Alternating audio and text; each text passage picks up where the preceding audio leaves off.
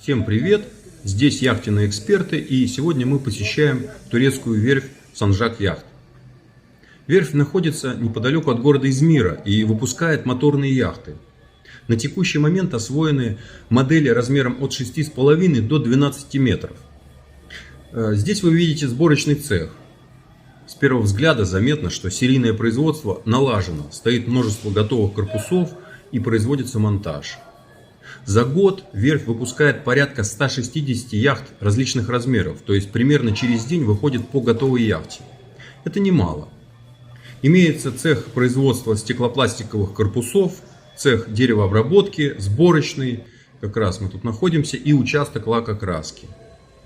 Нам довелось также посетить стенд верфи на недавно прошедшей выставке в Стамбуле, выйти в море на тестовый выход на одной из таких яхт, а также посетить шоурум верфи, который находится неподалеку от основного производства. Общее впечатление от всего увиденного весьма положительное. Было бы интересно узнать ваше мнение, уважаемые зрители, что вы думаете по поводу этой верфи.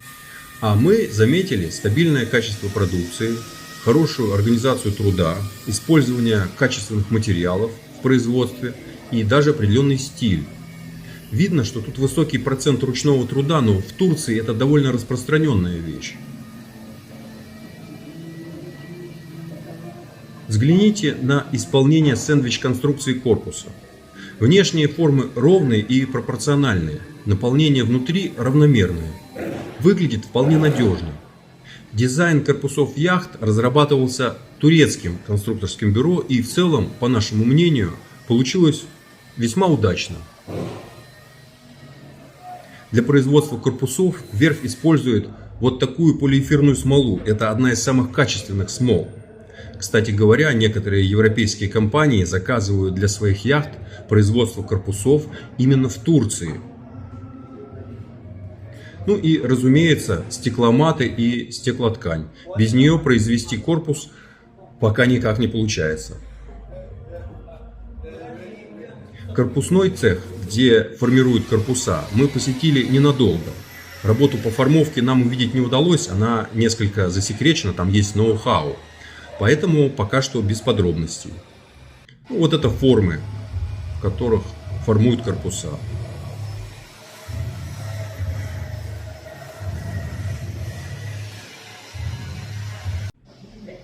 Верфь делает очень приличную внутреннюю отделку яхт. Вы это можете увидеть чуть позже в обзоре. При этом есть некоторые особенности, так скажем, турецкий стиль. В отличие от европейцев, турки используют в отделке много натурального материала, дерева, точнее влагостойкой фанеры, что совсем не портит общую картину. Собственно говоря, турки строят различные плавсредства уже сотни лет и ходят по морям далеко не со вчерашнего дня. Опыт у них большой. До недавнего времени турецкие суда отличались от европейцев своим внешним видом, не более. Турки строили, так скажем, традиционные лодки, как отцы и деды. При этом двигатели, навигация, электроника устанавливались импортные. Пока что я не знаю производства турецких двигателей или турецких карплотеров. Может быть есть, я просто не в курсе. Но сейчас инициатива прямо на наших глазах. Вы, уважаемые зрители, можете это сами увидеть и засвидетельствовать. Переходит к туркам. Приглашаются европейские дизайнеры, качественно работают турецкие компании-проектировщики. Ведь хорошая яхта начинается с хорошего проекта. Вот в чем дело. И внешний вид турецких плавсредств становится не хуже европейцев. И качество не отстает. Вот как раз тот самый ручной труд. Производится финальная обработка панелей. Интересно, что вот эти все деревянные элементы, шкафы, столы, ящики, панели, изготавливаются из ФСФ фанеры производства Вятского фанерного комбината. Такой вот привет из России с любовью. Достройка яхт производится под открытым небом. Погода в Турции это позволяет. И яхты после, как говорят на больших судостроительных заводах, выкатки из эллинга дооборудуют на улице. Эти красотки почти готовы и уже ждут своих покупателей. Судя по всему, ждать им придется совсем недолго, так как соотношение цена-качество у них весьма привлекательно. И кроме того, верфь планирует расширять территорию сбыта, а именно выходить на внешний рынок. Модели яхт разработаны под разные типы двигателей, как стационарные, так и подвесные. Есть ряд интересных решений, например, увеличенная кормовая платформа, существенно расширяющая пространство на яхте, кормовые тенты большой площади, хорошо закрывающие от солнца и дождя. В Стамбуле у верфи есть несколько катеров, на которых можно выйти в море на тест-драйв. Желающие попробовать, пишите, звоните, договоримся и организуем в лучшем виде.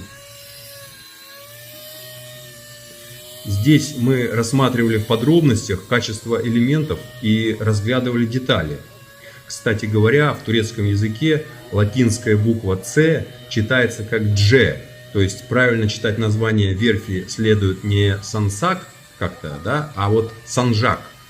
Перевод этого слова имеет два значения: флаг, знамя, вымпел и правый борт. В нашем случае это именно знамя или вымпел. Эта лодка еще достраивается, но уже имеет свое название и порт приписки. Похоже, ее уже купили.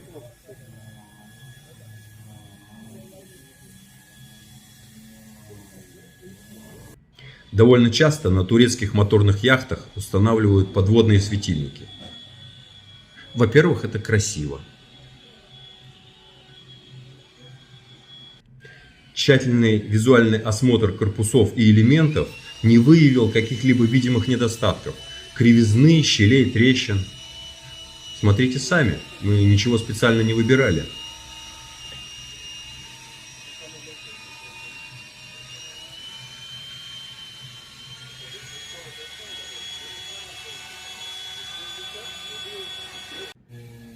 Подводная часть тут окрашена необрастайкой еще не до конца. Мешает телега. В таком случае нужно поднять яхту краном, и тогда будет возможность закончить окраску. Мы приехали в шоурум верфи. Здесь можно посмотреть готовые яхты и варианты их комплектации, и в конечном итоге прикупить себе, что понравилось. Сейчас здесь стоит десяток яхт, и их можно рассмотреть поближе. Но на площадку поместится при желании еще пара десятков лодок.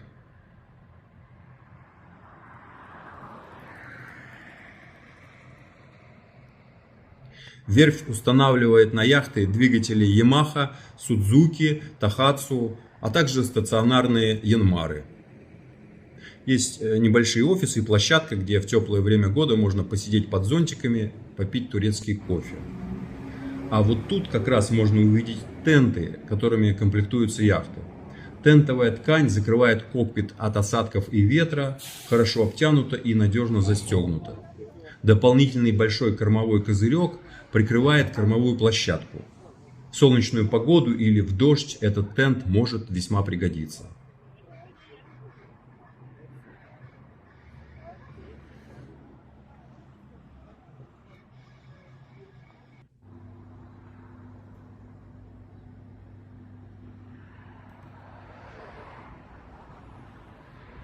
В этих яхтах чувствуется некая цельность, определенный замысел, который, несомненно, удалось реализовать. Взгляд моряка отмечает необходимые детали именно на тех местах, где им и полагается находиться. Продуманы все мелочи. Например, антимоскитные сетки на открывающихся иллюминаторах. Также вы, видимо, заметили, что корпус яхты может быть окрашен в разный цвет. Это опция. Цвет можно выбрать.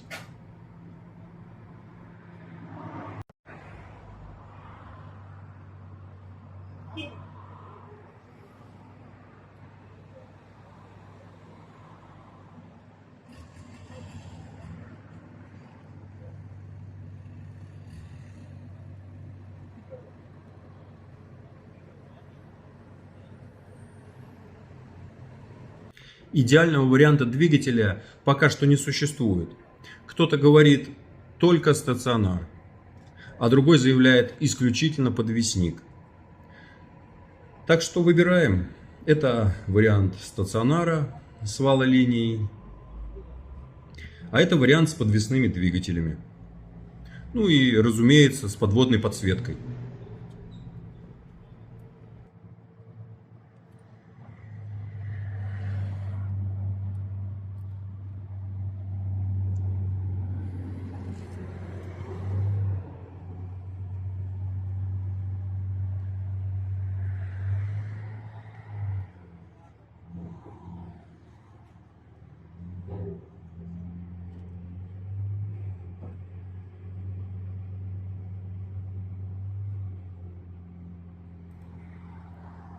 Внутренняя отделка яхт Санжак, как уже упоминалось, своеобразна. На этой яхте большая кормовая площадка, на которую можно поставить стулья, столик, и на такой полочке удобно что-то положить, поставить стаканы. Есть аккуратный рейлинг. Также есть место для барбекю, вот сюда устанавливается. В кокпите удобный опускающийся складной столик с подстаканниками, симпатичные простроченные диваны. Палуба покрыта искусственным тиком. Вообще на сайте верфи есть виртуальный тур по яхте, где можно рассмотреть подробности. А мы, судя по всему, еще будем делать обзоры на яхты этой верфи. Так что продолжение следует.